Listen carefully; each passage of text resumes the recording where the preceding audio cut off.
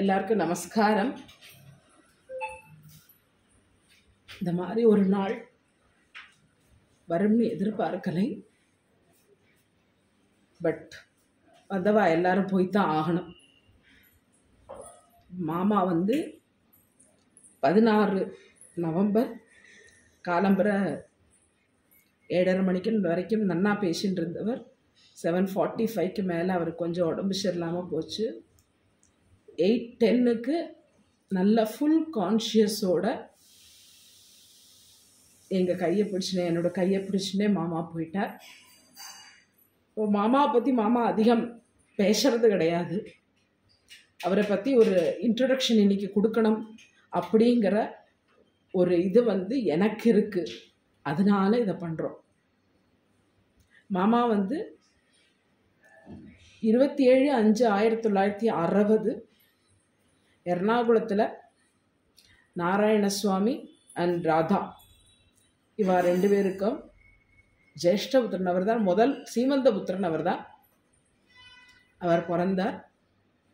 அவருக்கு ஒரு தங்கை 2 தம்பி எல்லாம் இருக்கா. எல்லாரும் வெல் செட்டில்டு.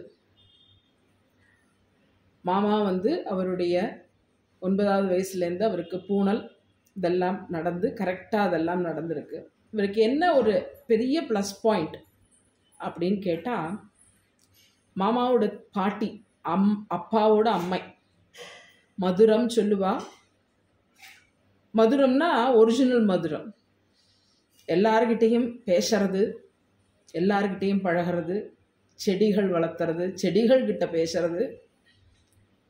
அப்படிப்பட்ட பாட்டி மாமாவோட பரம்பரையில் ஒரு 6 பரம்பரையாக முருகனை வணங்குற பரம்பரை. அப்போது அந்த சுவாமிக்கு டெய்லி அபிஷேகம் எல்லாம் உண்டு. சாயங்காலம் திருப்புகழ் பாடுற வழக்கம் உண்டு. இப்போ மாமாவோடு பேச தெரிஞ்ச நாள்லேருந்து பாட்டி மடியிலேயே வச்சு எல்லாம் சொல்லுவா. அதனால அவரோட இதில் ஃபஸ்ட்லேருந்தே இந்த பாட்டு பாடுறது அதெல்லாம் அவரோட இதிலேயே ஊறி போயாச்சு.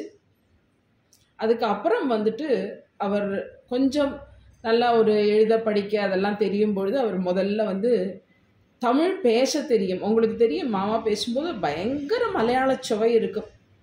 ஆனால் அவர் தமிழ் எழுத படிக்க பேச எல்லாமே தெரியும் அவருக்கு. சின்ன வயசுலேயே அவரோட பாட்டிகிட்ட கேட்டுண்டு கந்தசஷ்டி கவசத்தை அவர் தமிழில் எழுதி அதை டெய்லி சொல்லுவார். பாட்டு கேட்கவே வேண்டாம், ரொம்ப ரொம்ப ரொம்ப நல்லா பாடுவார். கடைசி காலங்களில் இப்போ ஒரு 10 வருஷமாக பாடுறதில்லை. என்ன அப்படின்னு கேட்டால், பாட ஆரம்பித்தா அவர் அழ ஆரம்பிச்சு விடுறார். அதனால பாடுறது கிடையாது. திருப்புகழ் நிறைய திருப்புகழ் தெரியும், நிறைய பாட்டு தெரியும். அப்புறம் விருத்தம் தெரியும், கந்தர் அனுபூதி இதெல்லாம் தெரியும். மாமாவுக்கு என்ன கேட்டால், ஒரு தடவை படித்தா போதும். அவருக்கு ஒரு பெரிய ஹேபிட் என்ன அப்படின்னு கேட்டால், அவரையும் அவர் கையில் ஒரு புக்கையுமா கொடுத்து உக்காந்துட்டு அவர் பாட்டுக்கு உட்காந்துட்டுருக்கார். அதை படித்து முடிச்சுட்டு தான் அவருக்கு பாக்கி உள்ள வேலைகள். அதிகம் படிப்பு. எங்களுக்கு சொத்தெல்லாம் ஒன்றும் கிடையாது. இந்த இடத்துல ஃபுல் அண்ட் ஃபுல் புக் அம்பாள், இதை தவிர யாருமே கிடையாது. இன்னைக்கு போகிற அன்னைக்கு அவரோட அக்கௌண்ட்டில் வெறும் 1000 ரூபா தான் இருந்தது. அதுக்கு மேலே கிடையாது. நிறைய பேருக்கு நிறைய சந்தேகங்களை நிவர்த்தி பண்ணுறது. அவருக்கு சென்னையில் மாம்பலத்தில் PN நாராயண சாஸ்திரிகள் கருணானந்த மண்டலி அதுடைய ஸ்தாபகரான PN நாராயண சாஸ்திரிகளாயிட்டு அவருக்கு அறிமுகம் 1981 எர்ணாகுளத்தில் வச்சு ஏற்படுறது. அவர் முதல்ல அப்பா, அம்மா, சித்தி, சித்தப்பா 4 பேருக்கும் மந்திரோபதேசம் கொடுக்குறார். 1982 அவர்கிட்ட இவா உபதேசம் கேட்கறதுக்கு போகிறா. மாமாவும் மாமா பிரதரும் மந்திரோபதேசம் வேணும்னு. அப்போ அவர் கேட்டாரா, நாராயண சுவாமி குழந்தைகள் கேட்குறா கொடுக்கட்டுமா அப்படின்னு. அப்பா குடு சொன்னதுனால அவருக்கு வந்து மகாகணபதி, பாலா, ஐயப்பன், சக்தி பஞ்சாஸ்ரீ இதெல்லாம் கொடுத்துருக்கார். அதுக்கப்புறம் 1982 அது 82லேருந்து அவருடைய ஜபங்கள் கொஞ்ச நாளைக்கு, அவர் சின்ன வயசு தானே, சின்ன வயசு இருக்கும்போது இந்த ஜபங்கள்லாம் சிலப்போ ஜபம் பண்ணுவா, சிலப்போ ஜபம் பண்ண மாட்டா. அந்தந்த வயசுக்குள்ள சில இதோட அவர் வந்து ஜபங்களை ஆரம்பிச்சிருக்கார். ஜபத்தை விடலை, சந்தியாவந்தனத்தை விடலை. சந்தியாவந்தனம் மாமா எப்போவும் சொல்கிற மாதிரி சந்தியாவந்தனத்தை விடலை.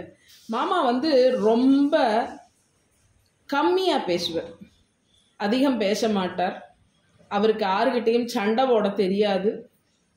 அதுக்கு மேலே ஒரு வார்த்தை வேண்டாம், அவள் சண்டை போடுறா, என்னை குறைவா சொல்கிறா, என்னை மதிக்கலை அப்படின்னு சொல்லிட்டு மாமா ஒரு நாளைக்கும் ஒருத்தரையும் சொன்னதில்லை. என்ன காரணம்னா அவர் அப்படி ஆயிட்டார். அந்த சகிப்புத்தன்மைங்கிறது ரொம்ப ஜாஸ்தி அவருக்கு. எனக்கு வந்து ரொம்ப கம்மி, அவருக்கு ரொம்ப ஜாஸ்தி. யார்கிட்டையும் ஏதாவது அனாவசியமாக பேசுறது, அந்த ஒரு தடவை அவள் பேசியாச்சுன்னா அதுக்கப்புறம் அவர் அதை பற்றி பேசவே மாட்டார். அவளை பற்றி என்ன காரணம்னா அவளுக்கு தெரிஞ்சது அவ்வளவுதான். இன்னைக்கு என்ன இன்சல்ட் பண்ணணும்னு அவன் நினச்சிட்டு இருக்கான், அது என் மேலே வந்து அது என் மேலே ஒட்டாது. அது எப்பொழுதுமே சொல்லுவாமாம். 1991 எங்களுக்கு கல்யாணம் ஆச்சு. எங்களுக்கு 90 கல்யாணம் ஆச்சு. 91 எங்களுக்கு பொண்ணு பிறந்தா. எங்களுக்கு பொண்ணு தான் பிறக்கணும் அப்படின்னு சொல்கிறது வந்துட்டு மாமாவுடைய பெரிய ஆசை. அம்பாள் வந்து பிறக்கணும் அப்படின்னு சொல்லிட்டு, அதனால தான் வந்துட்டு எங்கள் பொண்ணுக்கு வந்து ஜாதகர்ம பேர் வந்துட்டு ராதா லக்ஷ்மி. அவள் அம்மாவோட எங்கள் அம்மாவோட பேர் வச்சு அவளை கூப்பிடுறது வந்து சிந்து. சொல்லும்போது சொல்லுவா சிந்தூராருன்னா, அதனால அவளுக்கு சிந்துன்னு பேர். எங்கள் பொண்ணுக்கு 33 வயசாச்சு. ஒரு நாளைக்கு கூட என்னையும் சரி ஒரு வார்த்தை அனாவசியமாக மாமாவோட வந்ததே கிடையாது.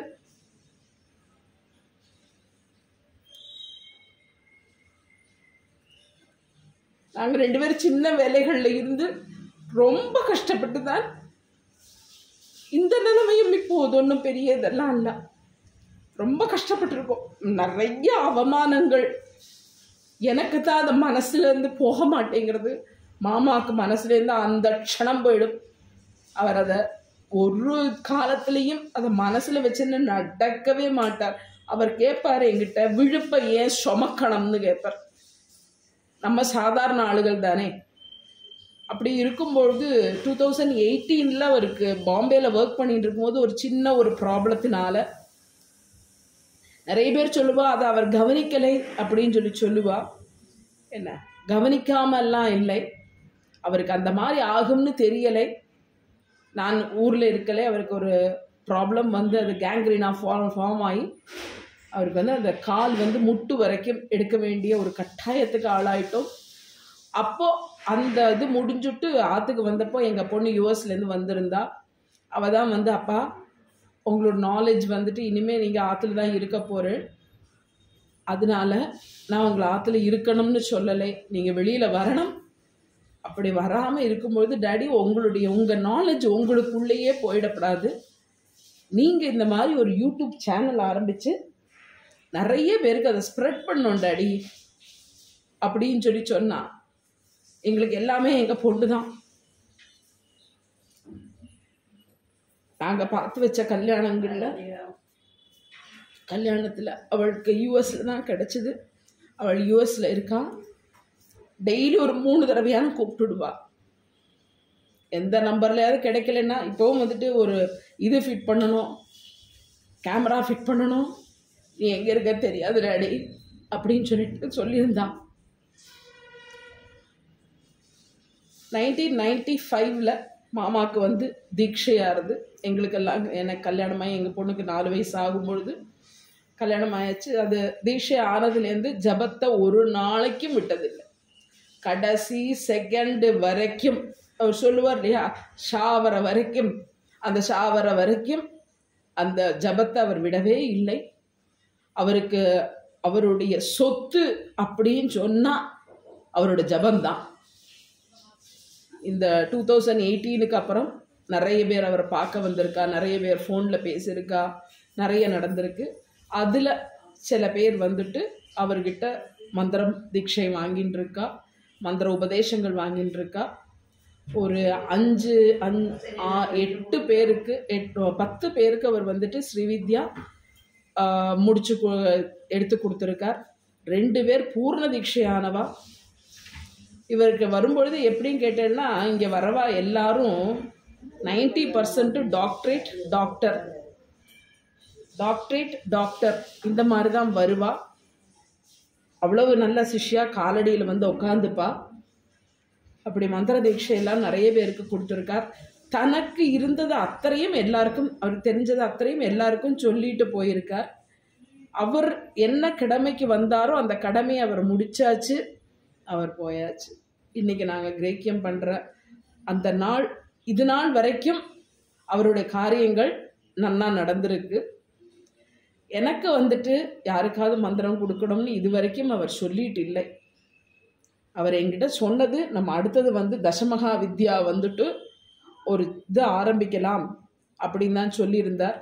அதுக்கு 2 மைக்கு, ஒரு கொஸ்டின், ஒரு ஆன்சர், கண்டினியூஸாக என்னால் பேச முடியாது, அதனால நம்மளை ஒரு கொஸ்டின் ஆன்சர் செஷனாக வச்சுக்கலாம் அப்படின்னு சொல்லியிருந்தார். ஆனால் அது நடக்காமையே போயிடுது. காளி உபாசனையை பற்றி மாத்திரம் நோட்ஸ் எல்லாம் கொடுத்துட்டு போயிருக்கார்.